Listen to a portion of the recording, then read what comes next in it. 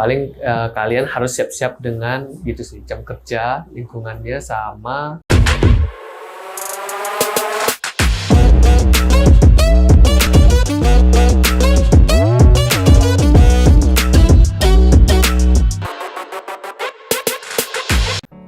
halo, perkenalkan aku Randi dari batch sebelumnya 23, tapi aku pernah gagal di pre-course di batch 23. Nah, aku masuk lagi di pre-course batch 24. Sekarang aku setelah pre-course 24, aku pre-batch 24, dan sekarang IP batch 24. Aku asal dari Padang, Sumatera Barat. Nama saya Fitias Montolalu. Stack-nya saya ngambilnya waktu itu front end. Saya dari Manado, Sulawesi Utara. Halo semuanya, perkenalkan nama aku Siti Marliana, asal aku dari Batam. Aku berasal juga dari batch 20 dan stack aku sebagai QA. Perkenalkan nama saya Bagas Prabowo. Saya asal dari Bandung. Sebelum di batch 18 saya sempat ikut di batch 17, namun belum lolos di waktu last interview di PIP. Makanya saya extend ke batch 18. Oke, perkenalkan nama saya Jolevin Armandosang, biasa dipanggil Joy. Ikut program IP dari batch 18, terus stack yang saya ambil itu Quality Assurance, QA.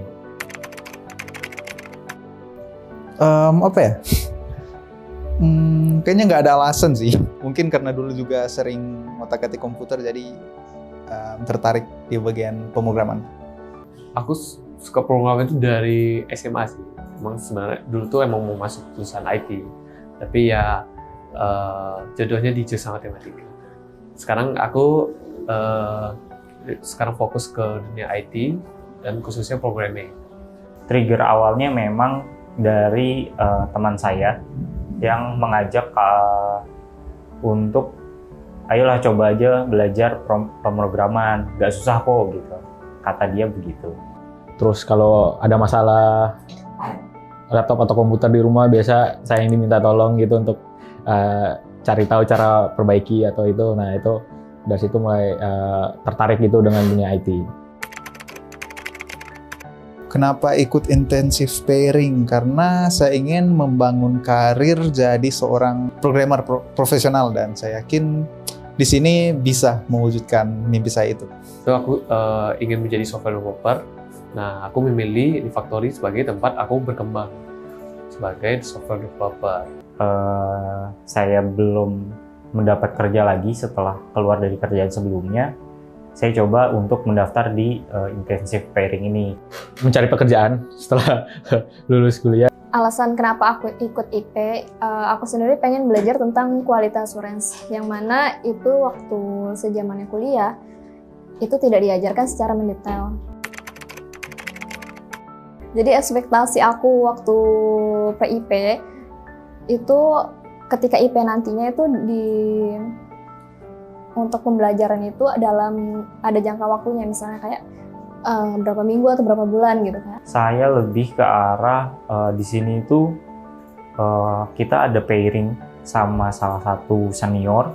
Jadi ketika adaptasi itu benar-benar intensif, hanya berdua.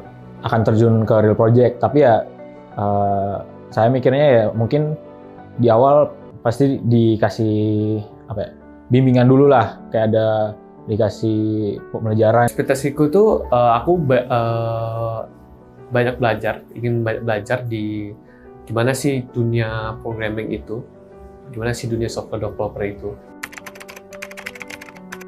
Tapi setelah masuk ke IP itu sendiri, satu hari pas masuk itu pun langsung dikasih real project. Dituntut untuk ada deadline-nya untuk mengerjainnya, dan kita dituntut untuk belajar cepat juga untuk memahami bahasa yang belum pernah kita pelajari.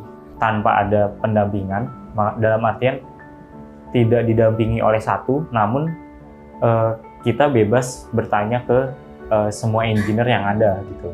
Pertama itu kita ngerjain testing dulu, belajar gimana sih flow aplikasi ini gimana. Nah, setelah 2 minggu kita akan di-assign ke real project. Kalau di pre-course itu yang saya ingat benar-benar basic ya, kayak basic Linux tuh kayak gimana, terus command line di Linux yang biasa dipakai gitu. Terus dasar Git, walaupun tapi sangat dasar ya.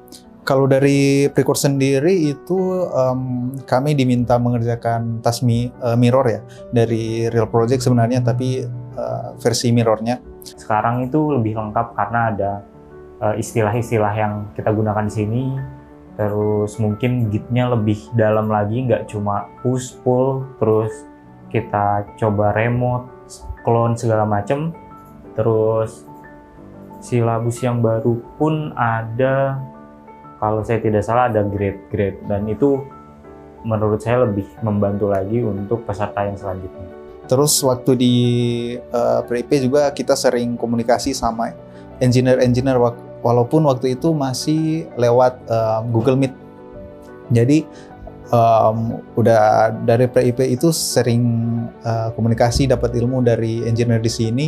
Kalau untuk di PIP sendiri lebih ke arah penjalanan task yang diberikan sendiri, walaupun masih mirroring atau task itu sebenarnya udah selesai, tapi dikasih ke anak PIP untuk tahu seperti ini real task yang nanti bisa muncul.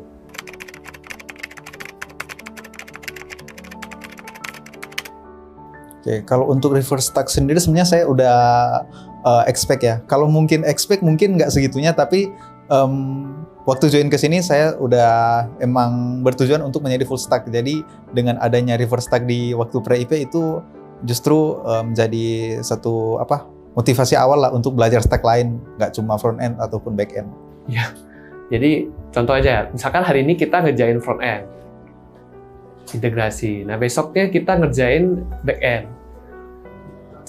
Misalkan kita ngerjain revisi. Nah besoknya bisa jadi kita ngerjain unit testing. Jadi per hari itu bisa beda-beda stack gitu kita ngerjainnya.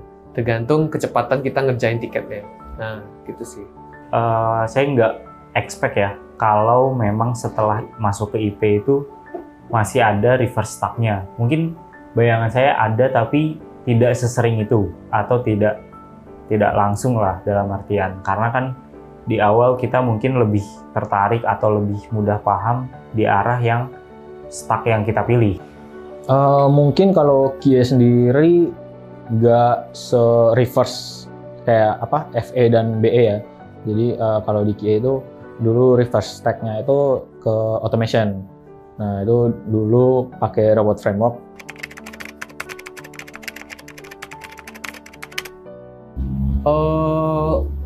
Hal yang buat kaget aku baru masuk itu sih ini ya, jam kerja. Ya, di awal itu pas pertama kali datang dapatnya MNC.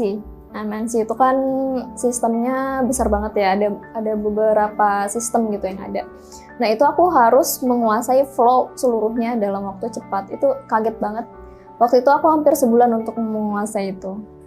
Lingkungannya di sini tuh banyak yang merokok ya. Orangnya nggak merokok, paling aku shock aja di sini tuh emang aku tuh orangnya nggak kuat asap juga, tapi bisa lah cari tempat duduk di nggak ada asap rokoknya sih bisa gitu sih. Oke, kalau dari jam kerjanya sendiri di sini kita untuk engineer itu jam 10 udah di kantor, terus pulangnya itu tergantung project. Kalau misalnya lagi workload-nya tinggi itu bisa ya jam 9, jam 10 closing-nya. Oke, sebelum masuk ekspektasi mungkin di awal dikasih tahu juga kerjanya itu dari jam sekian sampai sekian.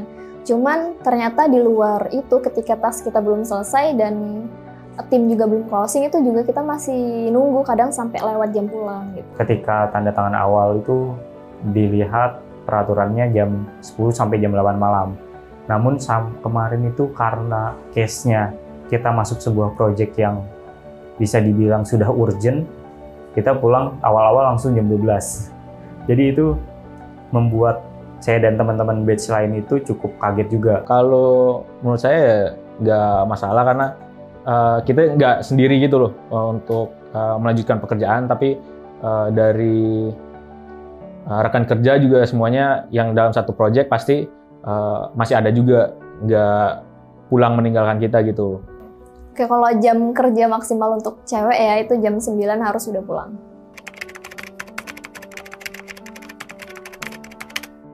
Ya kalau dari saya itu mental sama pola pikirnya nggak bisa yang biasa-biasa aja. Itu terutama mental harus kuat, harus tahan banting. Paling tidak kalian suka tantangan. Paling kalian harus siap-siap dengan gitu sih, jam kerja, lingkungannya, sama ngerjain real project-nya ini. Lebih ditekankan tujuannya itu mau apa. Kemudian juga harus sabar dan